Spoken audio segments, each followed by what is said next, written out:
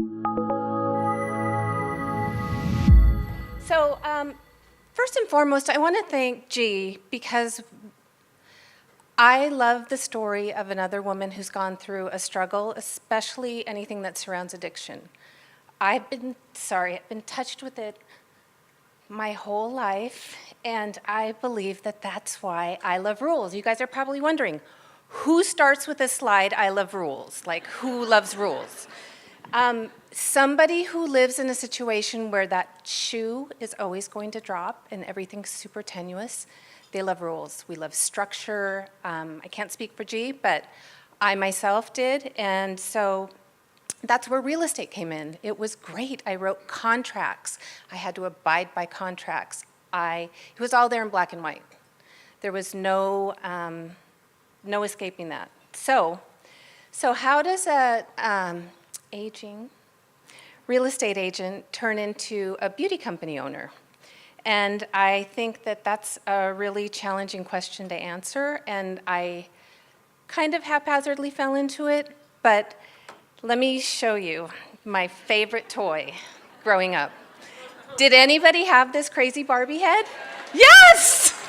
So my business partner, Lisa, is like, you are so weird, and nobody had this.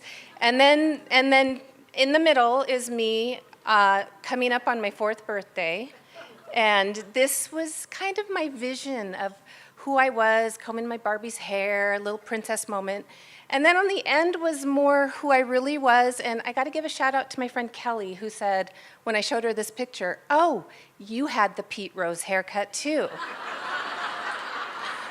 The Dorothy Hamill that grew into the Pete Rose. So why I think this picture is kind of important is because I too suffer heavily from imposter syndrome. So whenever I show up something like this, that's who I think is showing up to this event. It's not, a grown woman in grown-up's clothes. It's a little kid with a weird haircut telling you all what her idea of the beauty industry is. But the main reason why the indie beauty world appealed to me so much was because I really felt let down by conventional beauty.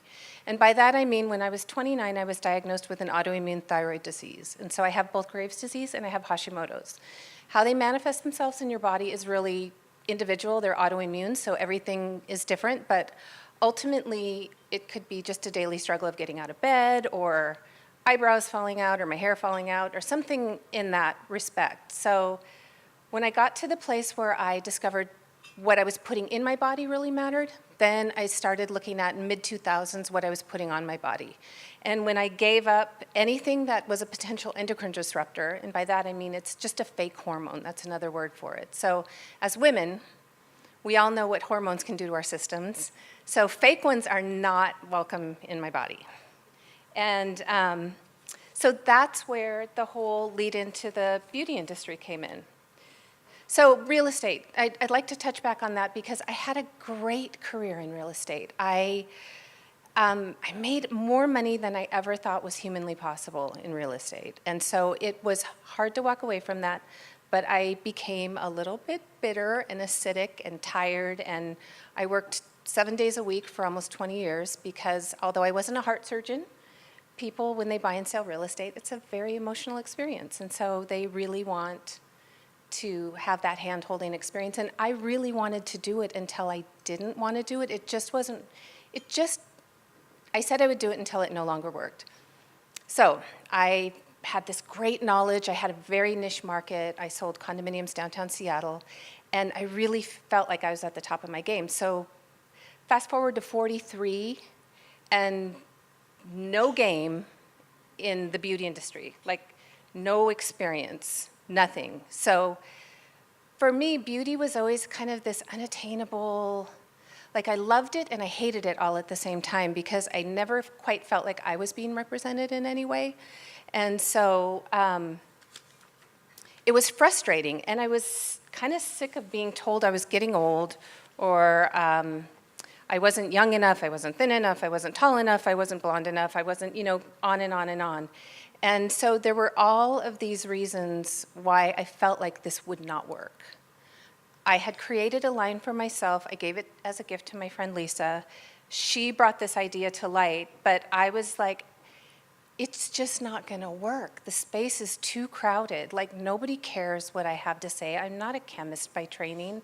Like, all these reasons. And then that was that weird kid showing up, again, with the weird hair. And in the midst of all of it, I became a full-time parent to a middle school-aged boy because of addiction.